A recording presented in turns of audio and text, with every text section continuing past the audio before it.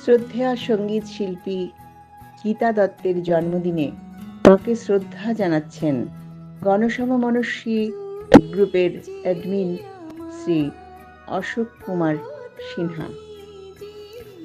তুমি যে আমার গানটি নিয়ে ঘটনাটি 1957 সালের ছবি। একটি ঘটনার কথা উল্লেখ করে আমি শ্রদ্ধা শিল্পী গীতা দত্তের জন্মদিনে আমার শ্রদ্ধার্ঘ্য জ্ঞাপন করছি। ঘটনাটি তুমি যে আমার গানটি নিয়ে 1957 সালের ছবি হারানো সুর। ছবির নায়কী প্রযোজক অর্থাৎ উত্তম কুমার, পরিচালক অজয় কর, নায়িকা সুচিত্রা সেন। ছবিতে দুটি গান ছিল। পুরুষ কণ্ঠের গানটি গাইবেন ছবির সঙ্গীত পরিচালক হেমন্ত মুখোপাধ্যায় নিজেই। নারী কণ্ঠের গানটির জন্য হেমন্তবাবু ভাবলেন গীতা দত্তের কথা।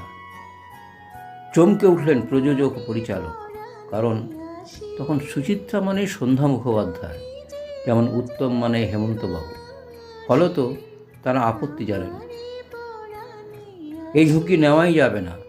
কিন্তু হেমন্তবাবু অনড়। তিনি বললেন, এ গানের সুরচলন, মুড, দৃশ্যের যা দাবি, গীতা দত্ত ছাড়া আর কেউ এই গানকে সঠিকভাবে ফোটাতে পারবে না। আরও বললেন, যদি তার কথা না মানা হয় তিনি এই ছবিতে কাজ করবেন না। অগত্যা সবাইকে পিছু হটতে হলো। গীতা দত্তই গাইলেন তুমি যে আমার, ওগো তুমি যে আমার। এক ভরপুর রোমান্টিক দৃশ্যে সেই গানে ঠোঁট মেলালেন সুচিত্রা সেন।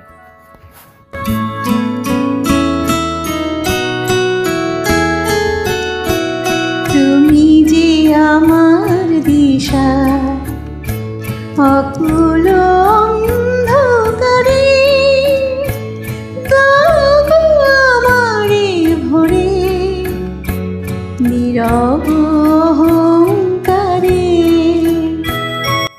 গীতা দত্তের জন্মদিনে তাকে শ্রদ্ধা নিবেদন করছেন গণসমমনস্বী গ্রুপের সদস্য শ্রী অশোক কুমার দে।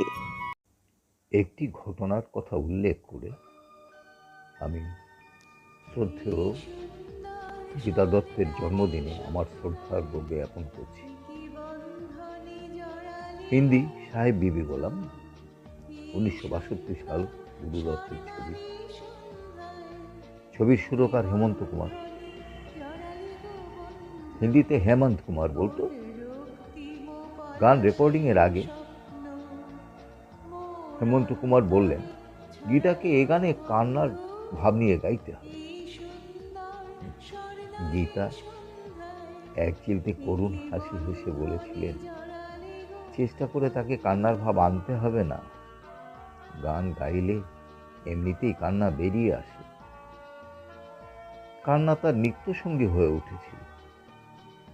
ওমকার প্রসাদ নাইয়ার সহ বিভিন্ন বিশিষ্ট সুরকারের গানে তিনি কণ্ঠ দিয়েছেন, যেমন শচীন দেব বর্মন, সলিল চৌধুরী, মদন মোহন, রবি, তিমির বরণ, কানু রায়, আরও অসংখ্য বিশিষ্ট সুরকারের নাম আছে।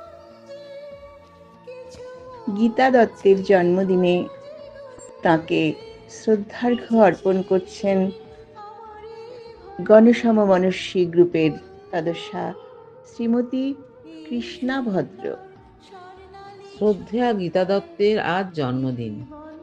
আমি ওনার প্রতি শ্রদ্ধা নিবেদন করছি ওনার কিছু কাজকর্মের তথ্য পরিবেশনের মাধ্যমে।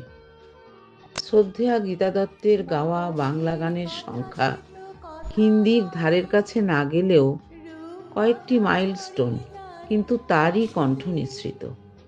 যেমন ওই সুরভরা দূর নীলিমায়, একটু চাওয়া আর একটু পাওয়া, কৃষ্ণচূড়ার আগুন তুমি, কত গান হারালাম, এই মায়াবী তিথি ইত্যাদি। আরও অসংখ্য গান উনি গেয়েছেন। রবীন্দ্রনাথের 4 অধ্যায় অবলম্বনে হিন্দি জলজলা ছবির সুরকার প্রবাদ প্রতিম পঙ্কজ কুমার মল্লিকও মূল নারীকণ্ঠ হিসেবে বেছেছিলেন গীতা দত্তকে। শ্রদ্ধেয়া গীতা দত্তের শেষ বাংলা প্লেব্যাক ছিল বধূবরণ 1967 সালে। এই ছবিতে কমল দাশগুপ্তের সুরে গান ছিল। এই ছবিতে তিনি অভিনয়ও করেছিলেন। শ্রদ্ধেয়া গীতা দত্ত অসাধারণ প্রতিভাসম্পন্ন গায়িকা ছিলেন। অনেকে ওনাকে ভারতের মহাগায়িকা ও গানের রানী মনে করে থাকেন।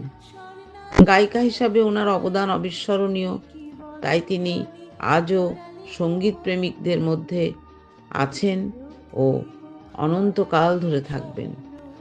নমস্কার।